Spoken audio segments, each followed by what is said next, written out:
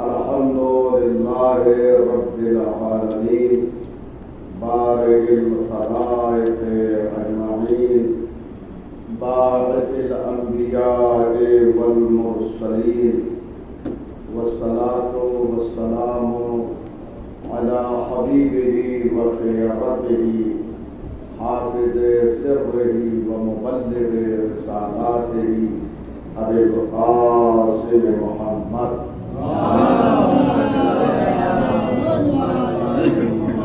وآلہ الأطیبین الأطہرین الأنجبین لا سیما بقیۃ اللہ فی الارضین واللعن الدائم علی اعدائهم اجمعین من یومنا هذا الى قیام یوم الدین.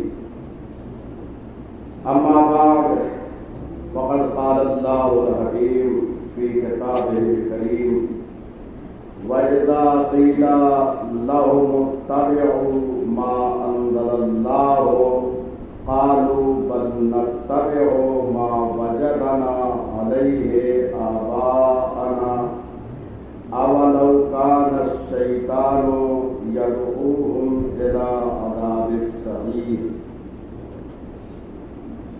حاضرین محترم، سورہ لقمان کی تفسیر بیان ہو رہی ہے اور اس سلسلے میں ہماری یہ 12ویں مجلس ہے. اب تک 20 آیتوں کی تفسیر ہم نے کی ہے. آج آیت نمبر 21 کی تفسیر کر رہے ہیں. وَإِذَا قِيلَ لَهُمُ اتَّبِعُوا، کل یہ عرض کیا تھا کہ اللہ نے اپنی نعمتیں ظاہری اور باطنی لوگوں پر عام کر رکھی ہیں، اور الحمدللہ ظاہری اور باطنی نعمتوں کے کچھ مصادیق ہم نے بیان کیے تھے. لیکن کچھ ایسے ہیں کہ جو اللہ کی نعمتوں کی ناشکری کرتے ہیں اور وہ دلیل کے تحت اللہ کو پہچاننا بھی نہیں چاہتے. اللہ کی پہچان اور شناخت کے 3 راستے بیان کیے تھے. علم کے ذریعے اللہ کو پہچانا جاتا ہے، ہدایت کے ذریعے اور کتاب منیر کے ذریعے، روشن کتاب کے ذریعے. لیکن کفار اور مشرکین وہ ہیں جو تینوں دلیلوں کو چھوڑ دیتے ہیں اور کہتے ہیں کہ ہم تو اپنے آباء و اجداد کے دین پر رہیں. یہ ان کی ہر تربیت ہے. دلیل کے تابع نہیں ہونا چاہتے، دلیل کو وہ تسلیم نہیں کر رہے. بس ہمارے ماں باپ جس مذہب پر ہیں اسی مذہب پر ہم چلیں گے، کسی اور مذہب پر ہم نہیں کریں گے، ہمیں دلیل کی ضرورت نہیں ہے. تو یہ مزاج جو ہے مشرکین کا ہے اور کافرین کا، جو دلیل کے تابع نہیں ہوتے. وہ کہتے ہیں ہم نے دیکھا ہمارے آباء و اجداد بت پرستی کر رہے تھے، ہم بھی بت پرستی کریں گے. وَإِذَا قِيلَ لَهُمْ، جب ان سے کہا جاتا ہے یہ کفار و مشرکین سے، اتَّبَعُوا مَا أَنزَلَ اللَّهُ، تم پیروی کرو ان چیزوں کی جن کو اللہ نے نازل کیا ہے، ان کی پیروی کرو جو اللہ کی طرف سے چیزیں آئی ہے. قالوا، تو وہ لوگ کہتے ہیں بل نتبع ما وجدنا علیہ آباءنا، وہ کہتے ہیں کہ ہم اپنے ماں باپ آباء و اجداد کے مذہب پر چلیں گے، ان کا اتباع کریں گے، ان کی پیروی کریں گے، ان کے نقش قدم پہ چلیں گے. اولو کان الشیطان یدعوہم الی عذاب السعیر، اگرچہ شیطان ان کو دوزخ کے عذاب ہی کی طرف کیوں نہ بلا رہا ہو. یعنی اگر شیطان آبا و اجداد کو جہنم کی طرف بلا رہا ہو تو یہ کہتے ہیں کہ ہم انہی کے نقش قدم پر چلیں گے.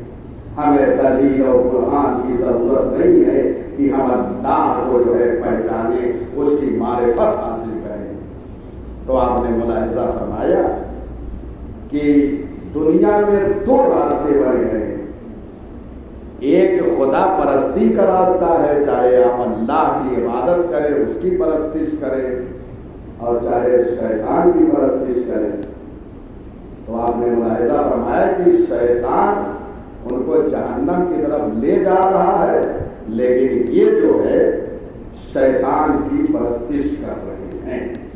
ایسے بھی لوگ ہیں کفار و مشرکین میں. بہرحال یہاں بہت ساری گفتگو ہے، اور بھی دیگر آیتوں میں اس قسم کے مسائل کو بیان کیا گیا ہے. یہ سورہ لقمان کی آیت نمبر 21 ہے.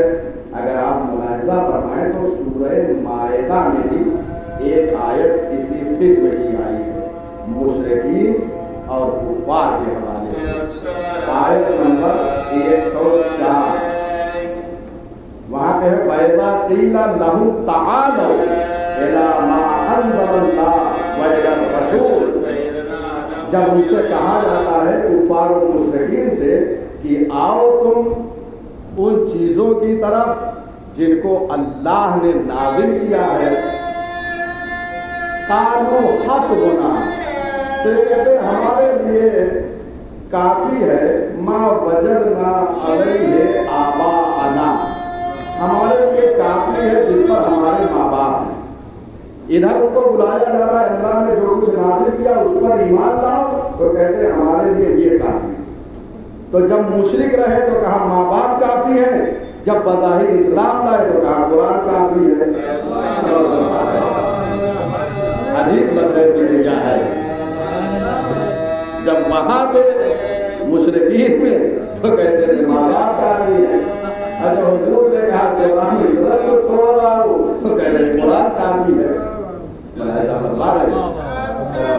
ان سے جب کہا جاتا ہے کہ آپ آئیے جو اللہ نے نازل کیا ہے تو کہتے ہیں نہیں، ہمارے لیے ہمارے آباء و اجداد کی سیرت کافی ہے، اسی پر چلیں گے. اور ان کے آباء و اجداد قرآن کہہ رہا ہے کہ لا یعلمون شیئا، وہ کچھ بھی نہیں جانتے تھے، ولا یہتدون، اور نہ ہی وہ ہدایت یافتہ تھے. کتنی جہالت کی بات تھی. ایسے ماحول میں پیغمبر کا آنا اور ان کو ہدایت کرنا معجزے سے کم نہیں. جہاں یہ عادت رہی ہو، دنیا تو چاہتی ہے کہ ہم علم کا اتباع کریں، جہاں علم ہو وہاں سے لیں، لیکن یہ ان کے ماں باپ لا یعلمون شیئا، کچھ نہیں جانتے، جاہل، تو کہتے ہیں جہالت کا اتباع کریں گے، ہدایت یافتہ بھی نہیں ہے، کہہ رہے پھر بھی ہم انہی کے مذہب پر رہیں گے. تو یہ حد دھرمی ہے. تو سورہ لقمان میں بھی آیت نمبر 21 میں اسی مطلب کو کہا گیا، اور سورہ مائدہ آیت نمبر 104. آپ دونوں کو ملاحظہ فرمائیں.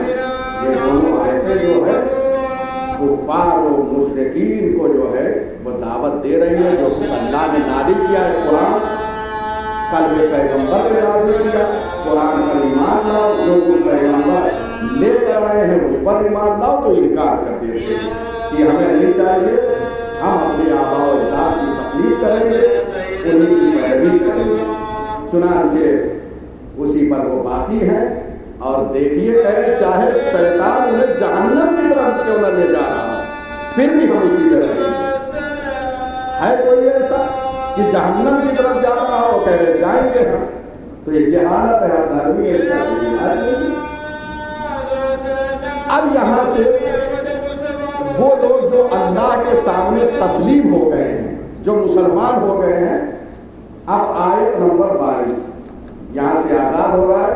وَمَن يُسْلِمْ وَجْهَهُ إِلَى اللَّهِ وَهُوَ مُحْسِنٌ فَقَدِ اسْتَمْسَكَ بِالْعُرْوَةِ الْوُثْقَىٰ وَإِلَى اللَّهِ عَاقِبَةُ الْأُمُورِ. خوب دقت کیجیے گا، اس آیت کی تفسیر میں بہت اہم مطالب ہے. ابھی تو کفار و مشرکین کی بات چل رہی تھی، بہرحال تفسیر بیان کرنا تھا، ان کو بتا دینا تھا کہ وہ کون لوگ ہیں. لیکن اب یہاں سے اللہ والوں کی باتیں چل رہی ہیں جو اللہ پر ایمان لائے. اور یہ آیت بہت اہم ہے. ہمارے ایک بزرگ عالم دین گزرے، میں یہاں پہ عرض کروں ذرا جملہ ملاحظہ کے طور پر، یہ چونکہ آیت آ گئی اس لیے میں یہ عرض کر رہا ہوں. آیت اللہ محسن الحکیم آپ نے سنا ہوگا، اور بعض حضرات شاید یہ تقلید میں بھی رہے ہوں. آیت اللہ العظماء محسن الحکیم، ان کی ایک کتاب ہے فقہ میں مستمسک عروا. مستمسک عروا بہت اہم کتاب ہے. ان کا نام کیا ہے؟ محسن. یہی سے دیا ہے دونوں مطلب. دیکھ رہے ہیں یہاں پہ کیا ہے؟ وہوا محسن. نام کیا ہے؟ محسن. جب نام محسن تھا تو انہوں نے اپنی کتاب کا نام کیا انتخاب کیا؟ اسی آیت سے فقط استمسک بالعروۃ الوثقی. نام اپنی کتاب کا مستمسک عروا لکھا ہے. بہت علمی اور دقیق کتاب ہے. اتنے مطالب دیے ہوئے ہیں امیر کو دقیق کہ بہت سو کے حد سے باہر ہے یہ کتاب. الحمدللہ یہ کتاب میں نے دیکھی اور کافی اس سے میں نے استفادہ کیا ہے. اپنے مقالے وغیرہ جو فقہی موضوع پر لکھے ہیں. محسن الحکیم صاحب کی کتاب مستمسک عروا. دیکھیں ہمارے علماء بھی اپنی کتاب کا نام ایسے کرتے ہیں، نام محسن اور کتاب کا نام ہے مستمسک عروا. یہاں پہ اسی آیت سے انہوں نے عرض کیا ہے وَمَن یُسْلِمْ وَجْهَهُ إِلَى اللَّهِ. جو اللہ کے سامنے تسلیم ہو گئے ہیں، جنہوں نے اپنے چہرے کو تسلیم کر دیا اللہ کے سامنے. یعنی اللہ کے سامنے اگر کوئی چہرے کو تسلیم کر دیتا ہے تو گویا پورے وجود کو تسلیم کر دیتا ہے، کیونکہ چہرہ جو ہے یہ اہم ہوتا ہے. یوں تسلیم ہوا پورا وجود تسلیم ہو گیا. تو جو اللہ کے سامنے اپنے چہرے کو تسلیم کر دیتے ہیں، یعنی جو اللہ پر ایمان لائے. مفسرین نے کہا اللہ کے سامنے تسلیم ہو گئے، اس کا مطلب ہے کہ آمنو، وہ ایمان لائے اللہ پر. مفسرین نے کہا ہے کہ یہ تسلیم کا معنی ہے کہ جو اللہ پر ایمان لائے وَهُوَ محسن، جبکہ وہ نیکوکار تھے، یعنی اچھے عمل کرتے تھے. یہ محسن جو ہے اشارہ ہے وَعَمِلُوا الصَّالِحَاتِ کی طرف. اور فرمایا آپ نے اللہ کے سامنے تسلیم ہو گئے وَهُوَ محسن، اور وہ نیک عمل کرتے رہے. تو آپ نے قرآن میں دیکھا کہ متعدد مقام پر جہاں ایمان کا تذکرہ ہوا ہے وہاں پر عمل صالح کا بھی تذکرہ ہوا ہے. یہیں پر دوسرے لفظوں کو بدل کر قرآن نے اس مطلب کو پیش کیا ہے. چنانچہ سورہ مبارک والعصر اس مطلب کی طرف گواہی دے رہا ہے. والعصر ان الانسان لفی خسر الا الذین آمنوا وعملوا الصالحات. یہاں وہی دونوں چیزیں الفاظ کو بدل کر پروردگار نے پیش کیا ہے. جو اللہ کے سامنے تسلیم ہو گئے در حالے کی وہ نیک کام کرتے رہے فقد استمسک بالعروۃ الوثقی، تو یہ متمسک ہو گئے کس سے؟ اللہ کی مضبوط رسی سے. اللہ کی مضبوط رسی سے یہ متمسک ہو گئے. تو یہاں تسلیم اللہ کے سامنے، اور اسلام نام بھی ہے تسلیم کا. مولا کائنات نے نہج البلاغہ میں یہ فرمایا ہے الاسلام هو التسلیم. اسلام تسلیم کا نام ہے. پورے وجود کو اسلام کے حوالے کر دے، اللہ کے سامنے چھٹ جائے، اللہ پر ایمان لائے، یہی اسلام ہے. وَهُوَ مُحْسِنٌ، ترحالے کی وہ محسن ہو. جب یہ دو چیزیں ہوں گی فَقَدِ اسْتَمْسَكَ بِالْعُرْوَةِ الْوُثْقَىٰ. اچھا اب یہ اس پر دلیل بھی دے دوں کہ یہ محسن جو ہے وَعَمِلُوا الصَّالِحَاتِ کا معنی کیسے کیا. یہ مطلب ہے دلیل. آپ دلیل دیتے کہ یہاں پر محسن جو نیک کام کرتے ہیں، جو حضرات موجود رہے ہیں سورہ لقمان کی ابتدائی آیتوں میں محسنین کا ذکر آیا تھا. کہ یہ قرآن جو ہے ہدایت ہے اور رحمت ہے محسنین کے لیے. محسنین جمع ہے محسن کی. تو محسن کہتے کسے محسنین؟ وہاں ابتدا میں یہ کہا تھا الذین یقیمون الصلاۃ ویؤتون الزکاۃ وہم بالآخرۃ یوقنون. محسنین وہ ہیں جو نماز پڑھتے ہیں پابندی سے اور پابندی سے زکات دیتے ہیں. سارے مطالب میں نے وہاں پیش کر دیے تھے، بس اشارہ کر رہا ہوں. وہم بالآخرۃ یوقنون، اور وہ آخرت پر قیامت پر یقین رکھتے ہیں. نماز کون پڑھے گا؟ وہی جو آخرت پر یقین رکھے گا. کیوں؟ اس لیے کہ قیامت آنے والی ہے، وہاں حساب و کتاب ہے، جزا ہے، ساری چیزیں. تو محسن اسے کہتے ہیں. اس لیے یہاں پر مفسرین نے یہ کہا ہے کہ یہاں محسن کا معنی ہے وَعْمِلُوا الصَّالِحَاتِ، اور دلیل ابتدائی سورے میں موجود ہے. اچھا، دوسرے مقام پہ تقریباً یہ یہاں پہ جو یہ کلمہ آیا ہوا ہے، آپ غور کیجیے، وَمَن یُسْلِم. یسلم جو ہے سلمہ سے بنا ہے. تقریباً 140 مقامات پر یہ کلمہ سلمہ اپنے تمام مشتقات کے ساتھ ذکر ہوا ہے. 140 مقامات پر قرآن مجید میں، کہیں سلمہ، کہیں اسلمہ، کہیں یسلم. اس طریقے سے قرآن مجید میں 140 مقامات پر اس کو اللہ نے ذکر کیا ہے. میں اس کی تائید میں ایک کلمہ پیش کر دیتا ہوں، اور تقریباً اسی آیت سے ملتی جلتی یہ آیت ہے. یہاں پہ سورہ لقمان میں وَمَن یُسْلِم کہا ہے. اس کے بعد آپ آئیے دیکھیے سورہ بقرہ میں، وہاں پر ایک آیت ہے وَمَن أَسْلَمَ، اور فرما رہے ہیں کہیں اسلمہ کہیں یسلم. یہ 140 مقامات پر آیا ہے. وَمَنْ أَسْلَمَ وَجْهَهُ لِلَّهِ، جو اپنے چہرے کو اللہ کے سامنے خم کر دے، تسلیم کر دے، وَهُوَ مُحْسِنٌ. اور فرما رہے ہیں تقریباً وہی آیت ہے. وہاں پر جو ہے یسلم ہے، یہاں اسلم ہے.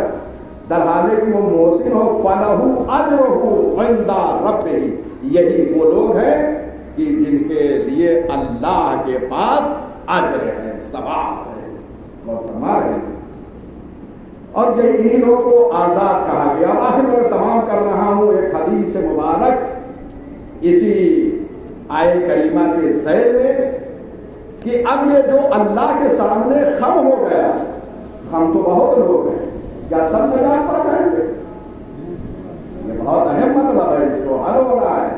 قرآن خوب دقت کر کے پڑھیں. افلا یتدبرون القرآن ام علی قلوب اقفالها. یہ دل کے کفر کو کھول کر قرآن پڑھیں. تنہا توحید کافی نہیں ہے، اسی لیے کیا کہا گیا؟ مومن توحید پر وہ ہے ایمان لانے والا کہ جو اللہ کی مضبوط رسی سے وابستہ. اب یہ اللہ کی مضبوط رسی کیا ہے؟ جس کے ہاتھ میں ہے وہی صحیح مومن ہے. وَإِلَّا دنیا میں تو بہت توحید کا ڈنکا پیٹ رہے ہیں کہ ہم موحد ہیں، ہم سے بڑا توحید پرست کون ہے. دیکھیے یہاں پر چونکہ توحید مکمل نہیں ہے جب تک کہ اوصیاء پیغمبر جو عروۂ اسقا ہیں، اللہ کی مضبوط رسی ہے، ان کے ذریعے سے توحید تک نہ پہنچے. اس لیے آپ جائیے دیکھیے زیارت جامع کبیرہ میں اہل بیت علیہ السلام کو ارکان توحید کہا گیا ہے، رکن توحید. یعنی اگر ان کے ذریعے سے توحید تک نہیں جائیں گے تو توحید مکمل نہیں ہے.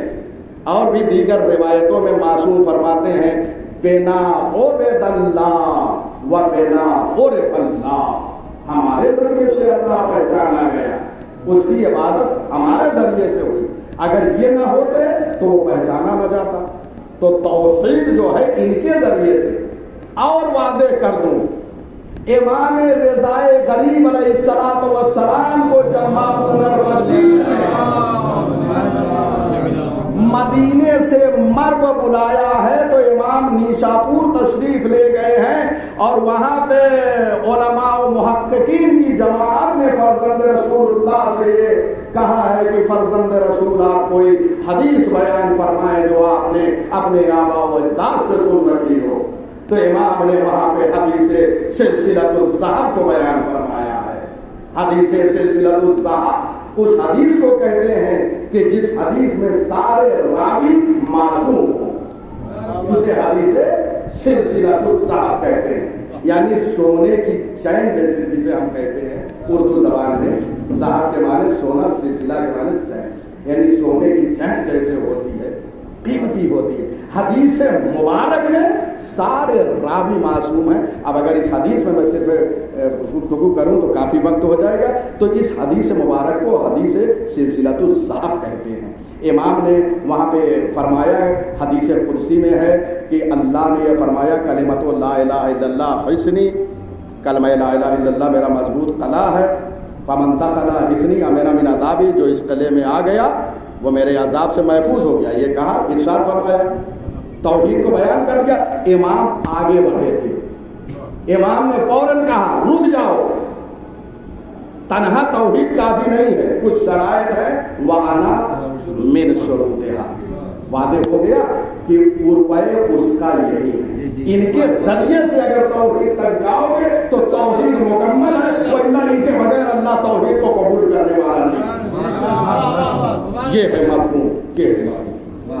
ابھی تو میں اس سے اخذ کر رہا ہوں مطالب، اور دوسرے مقامات سے میں شاہد لا کے پیش کر رہا ہوں. اب ڈائریکٹ ایک حدیث مبارک کو پڑھ رہا ہوں اور گفتگو کو تمام کر رہا ہوں. ان حدیثوں کو رکھیے، بہت کارآمد ہے. پیغمبر اکرم نے یہ روایت تفسیر اہل بیت سے میں پڑھ رہا ہوں، جلد نمبر 11 صفحہ نمبر 566. پیغمبر فرماتے ہیں معاشر اصحابی، اے میرے صحابیوں، انہی کے سامنے زیادہ کہہ رہے ہیں، معاشر اصحابی من احب اہل بیتی حشر معنا. پیغمبر اپنے اصحاب سے فرما رہے ہیں جو میرے اہل بیت سے محبت کرے گا وہ محشر میں میرے ساتھ محشور ہوگا. اور فرما رہے ہیں وَمَنِ اسْتَمْسَكَ بِأَوْصِيَائِي مِن بَعْدِي فَقَدِ اسْتَمْسَكَ بِالْعُرْوَةِ الْوُثْقَىٰ، اور جو میرے بعد 12 اوصیاء سے متمسک ہو گیا، گویا وہ کیا ہے، عروہ اس کا مضبوط رسی سے متمسک ہو گیا. بس آیت کا مفہوم بالکل واضح ہو گیا کہ اس آیت میں عروہ اس کا اوصیاء پیغمبر جن کے نام بنام جناب جابر ابن عبداللہ انصاری کی حدیث مبارک میں موجود، وہاں پہ سارے اسامی موجود ہیں، 12 امام اوصیاء جو ہیں. تو یہ روایت بتا رہی ہے کہ یہاں پہ جو ہے عروۃ الوثقیٰ وہ اوصیاء ہیں. اچھا، اب چونکہ دیکھیے زمانے میں لوگ ہوتے ہیں نا، بہت سے القاب امیر المومنین کے تھے جو ادھر ادھر کر دیے گئے ہیں. آپ نے جو دیکھا ہے، سنا ہے، پڑھا ہے، ساری چیزیں ہیں. ایک حدیث اور اس حوالے سے میں تمام بحثوں کو چھوڑ رہا ہوں، بس اسی حدیث مبارک کے لیے زحمت لینا ہے کہ نبی اکرم نے اس حدیث میں فرمایا سیکون بعدی فتنۃ مظلمۃ، ان قریب میرے جانے کے بعد ایک خطرناک جو ہے فتنہ پاک اٹھے گا. اس لیے فتنوں کو پیغمبر دیکھ رہے ہیں کہ جو ان کے بعد جو ہے تاک میں لگے ہوئے بھی ایک فتنہ برپا کریں گے. تو آپ دیکھیے پیغمبر اکرم حدیث پہ ذرا غور کیجیے، یہ انداز حدیث کا کیا ہے. پیغمبر فرماتے ہیں کہ یہ فتنہ اٹھے گا میرے بعد، الناجی منہا من تمسک بالعروۃ الوثقیٰ، بس نجات وہ پائے گا. یہ فتنہ تو ہوگا، نجات کون پائے گا؟ فتنے میں جانا کدھر ہے؟ دیکھیے کوئی بھی مسئلہ ہوتا ہے لوگ علماء کی طرف رجوع کرنے لگتے ہیں، ارے حضور کیا کیا جائے، یہ ہو رہا ہے اور فلاں چیز ہو رہی ہے، تو ذمہ دار کے پاس جاتے ہیں نا. تو اب یہ فتنہ جو ہے پیغمبر نے فرما دیا ایک ناجی ہوگا. کون وہ ہوگا؟ کہ جو عروۃ الوثقیٰ اللہ کی رسی سے وابستہ ہو جائے گا، وہ ناجی ہوگا. اب دیکھیے پوچھنے والا ایک بدوی ہے جو عرب کے ایک گاؤں سے، ایک قریے سے اٹھ کر آیا ہے. وہ پیغمبر اکرم سے سوال کر رہا ہے، فقیل یا رسول اللہ ومن عروۃ الوثقیٰ، عروۃ الوثقیٰ کیا ہے؟ آپ نے تو فرما دیا کہ جو عروۃ الوثقیٰ سے تمسک اختیار کرے گا وہ نجات پائے گا، تو عروۃ الوثقیٰ ہے. فقال ولایت سید الوصیین، قال ولایت سید الوصیین، سید الوصیین کی ولایت ہے۔ اب پدوی پھر آگے بڑھا، قیل من سید الوصیین، اس لیے کہ یہ القاب ہے ادھر ادھر کر دیے جائیں گے، اور فرما رہے وہ بھی آگے بڑھا جو قریے سے تھا وہ بہت ذہین تھا، یوں نہیں سوال کر رہا ہے، اس لیے کہ بہت سے القاب مولا کے جو ادھر ادھر کر دیے گئے یہ سب بھی دوسرے کے حوالے کر دیے گئے۔ وہ بھی پوچھ رہا ہے کہ یا رسول اللہ یہ سید الوصیین کون ہے، یہ بھی فرما دیجیے۔ قال امیر المومنین، قال امیر المومنین، وہ بھی خاموش نہیں ہوتا۔ قیل یا رسول اللہ، اب کہا گیا یہ وہی قیلہ کے ذریعے سے لایا گیا ہے، اگرچہ سوال کرنے والا ایک بدوی ہے، وہ کہہ رہا ہے کہ یا رسول اللہ امیر المومنین کون ہے، اس لیے کہ دنیا بہت سو کو امیر المومنین بنا دے، یہ بتا دیجیے امیر المومنین کون ہے۔ قال مولا المسلمین و امامہم بعدی، مسلمانوں کا جو مولا ہوگا، جو مسلمانوں کا امام ہوگا وہ امیر المومنین ہے۔ مولا المسلمین جو ہے وہ عروۃ الوثقیٰ ہے۔ پھر خاموش نہیں رہا وہ، اور آگے بڑھا۔ قیل یا رسول اللہ ومن مولا المسلمین و امامہم بعدک، اب یہ بھی فرما دیجئے کہ مولا المسلمین کون ہے، اس لیے کہ مسلمانوں کے بہت مولا بن جائیں گے۔ ایک چیز پوچھ رہا ہے پیغمبر اکرم سے، پیغمبر اکرم نے اب یہاں پہ صراحت کے ساتھ فرما دیا، قال اخی علی ابن ابی طالب علیہ السلام۔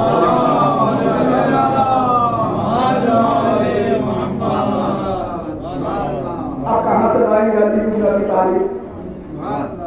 غور فرمائے، ایک چیز کو واضح کرنے کے بعد آخر میں پیغمبر نے نام لے دیا کہ وہ کون ہے، وہ علی ابن ابی طالب ہے۔ میرے بعد جب فتنہ پھڑک اٹھے تو ان سے تمسک اختیار کرنا، ان کے ساتھ رہو گے، یہ جہاں بھی رہیں گے تمہیں نجات دیں گے۔ یہ 12 اوصیہ میں چھوڑ کے جا رہا ہوں۔ کربلا کے میدان میں حسین ابن علی وصی پیغمبر بنے ہوئے ہیں۔ بس جملہ سن لیے، ارباب اعظم نے تمام کر چکا، تو جملے سن لیجئے۔ دیکھیے یہ عروۃ الوثقیٰ ہے، کربلا کے میدان میں حسین ابن علی نے حجت تمام کر دیا۔ بتاؤ مجھے کیوں مار رہے ہو، کیوں قتل کر رہے ہو؟ میں تو نواز رسول اللہ ہوں، میں تو دل بندے علی و فاطمہ ہوں، مجھے کس جرم میں مارا جا رہا ہے؟ لوگوں نے کہا بغض لعلی، اللہ نے کیسی دشمنی علی سے کی، آپ کو آپ کے بابا کی دشمنی میں مار رہے ہیں۔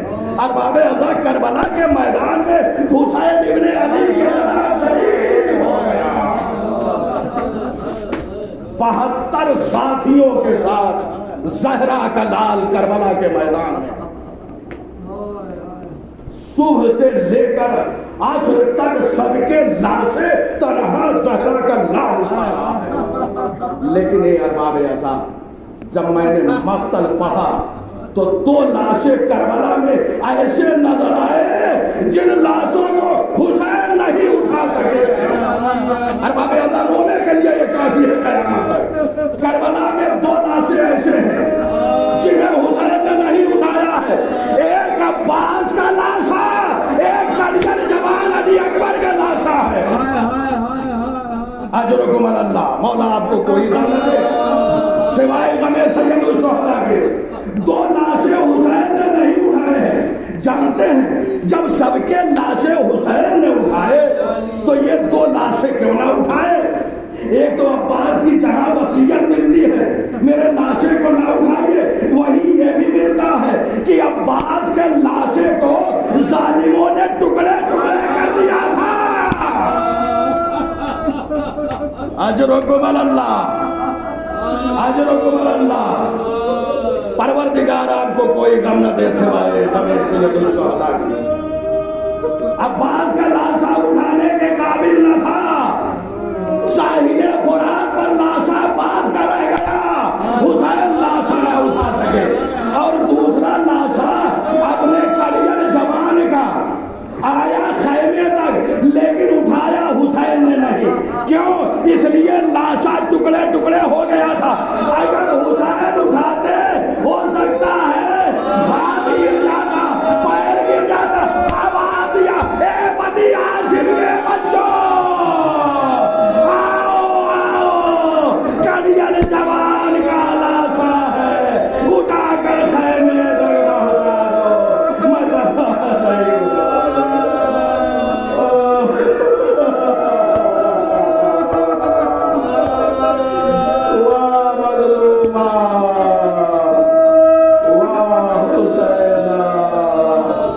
الضالین.